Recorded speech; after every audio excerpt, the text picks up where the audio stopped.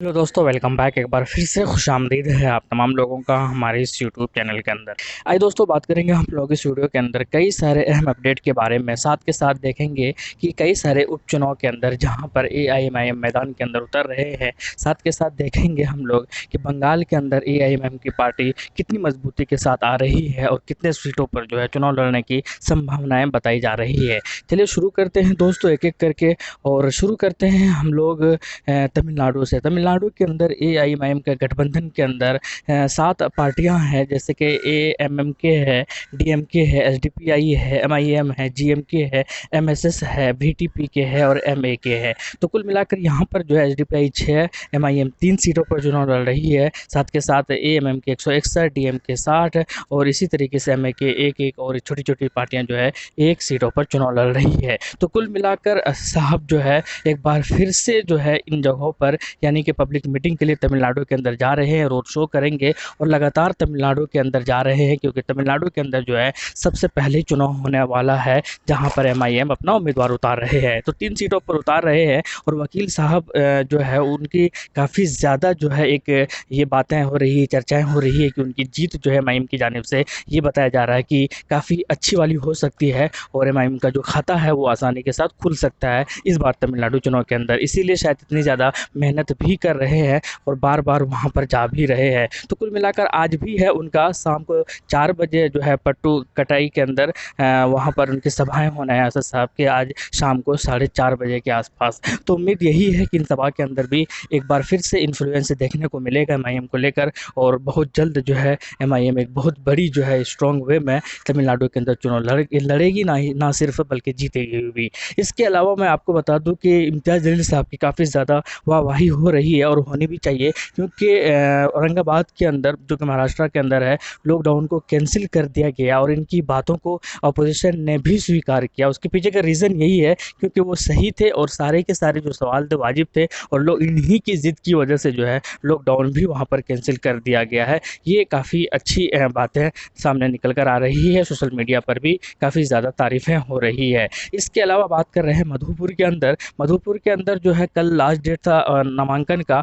और एमआईएम की तरफ से जो है ये चर्चाएं ज़रूर हो रही थी। एक बार मैं फिर से कह दूं कि जिसको इकबाल अंसारी को गालिबन वहाँ से पिछली बार टिकट मिला था और इस बार भी एमआईएम की तरफ से सब कुछ हाँ में ही हुआ था, लेकिन ये अभी पता नहीं चल पाया है कि उन्होंने नामांकन किया या नहीं किया। अगर नामांकन किया है तो 17 अप्रैल को जो है वहाँ पर वोटिंग होनी है और एमआईएम पिछले यानी विधानसभा के अंदर 2019 के अंदर जो हुआ था उसमें चुनाव भी लड़े थे और 10,000 से ज़्यादा वोट भी लाए थे। तो अभी जैसे ही क्लियर होता है मैं आप तक ज़रूर पहुंचाने की कोशिश करूंगा। कल लेकिन नामांकन का लास्ट डेट था, तो अभी तक ऐसे कुछ इन्फॉर्मेशन मिला नहीं है। इसके अलावा उतरौला के बात कर रहे हैं। उतरौला के अंदर आप सबको पता होगा इस विधानसभा से जो कि यूपी के अंदर है, काफ़ी ज़्यादा वहाँ पर चर्चाएँ हो रही है, मेहनत हो रही है। वहाँ पर जो है पंचायत चुनाव भी होना है 5 चरणों के अंदर, जैसा कि और वहाँ पर राज्य भर के साथ और भी कई सारी पार्टियाँ हैं जो एमआईएम साथ मिलकर चुनाव लड़ रही है। काफ़ी ज़्यादा अच्छा है ये और यहाँ इस जो पंचायत चुनाव है इससे बहुत कुछ सीखने को मिलेगा और बहुत कुछ जीत जो है बहुत कुछ बयां भी करेगी। तो इस उतरौला से जो है हालांकि इस विधानसभा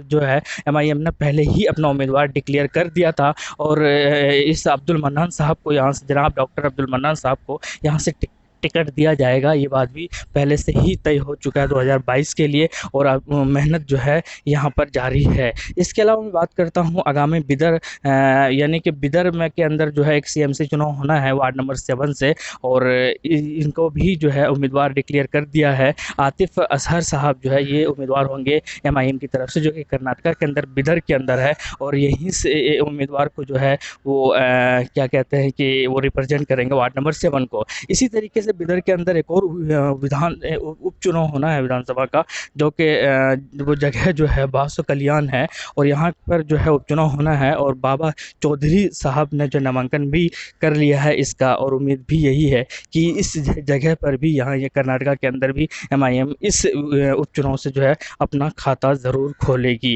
इसके साथ हम बात कर रहे हैं बंगाल के अंदर। तो बंगाल की जो बात है 2 सीटों पर भले ही घोषणा कर दिया है कि 2 सीटों पर चुनाव लड़ेंगे ही लड़ेंगे, साथ फवाद असद साहब ने ये भी कहा था कि और भी कई सीटें जो है हम लोग जल्द ही घोषणा करने वाले हैं। एक बार मैं फिर से कहूँगा कि इसी महीने यानी कि अप्रैल के लास्ट में ही यहाँ पर चुनाव होना है, 2 मई को रिज़ल्ट है। तो गालिबन जो सारी जो सीटें होंगी वो मुर्शिदाबाद से ही होंगी और मुर्शिदाबाद के अंदर जो है वही ऐसा है कि शायद ज़्यादा सीटें आपको देखने को ना मिले, क्योंकि पहले भी जैसे कयास लगाए जा रहे थे उस हिसाब से नहीं हुआ, उस प्लानिंग के साथ शायद काम नहीं हुआ, इसीलिए सीट के अंदर जो है कमी कर दी गई है। तो अभी तक कुल 2 सीटों पर अनाउंसमेंट हुआ ज़रूर है, लेकिन जो कि मुर्शिदाबाद के अंदर, उसके अलावा जो है और भी जो है 4-5 सीटें जो है घोषणा कर सकते हैं। तो इसके ज़्यादा सीटों पर जो है एमआईएम चुनाव वहाँ पर नहीं लड़ रही है।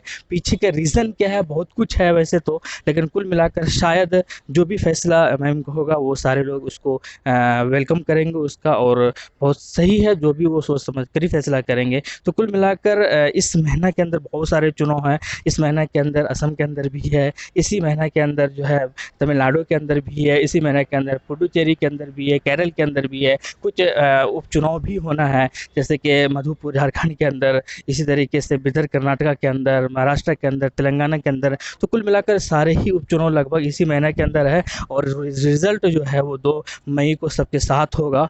तो उम्मीद यही है कि 2 मई को जो है यूपी के अंदर जो पंचायत चुनाव है उसका भी रिज़ल्ट आने हैं 5 चरणों के अंदर, उसमें भी चरण उसका वहाँ 5 चरणों के अंदर 5 चरणों के अंदर वोटिंग होगा और एमआईएम जो है वहाँ पर भी बहुत शिद्दत के साथ, मेहनत और लगन के साथ जो है चुनाव लड़ रही है। अब ये देखना है कि 2 तारीख को कितने सीटों पर एमआईएम खुशी की एमआईएम के जो सपोर्टर्स हैं उनके अंदर जो है खुशी की लहर दौड़ेगी, कितने पे कामयाबी होगी ये तो आने वाले वक्त में ही पता चलेगा। लेकिन आप क्या कहते हैं कमेंट सेक्शन में ज़रूर बताइएगा। शुक्रिया, जय।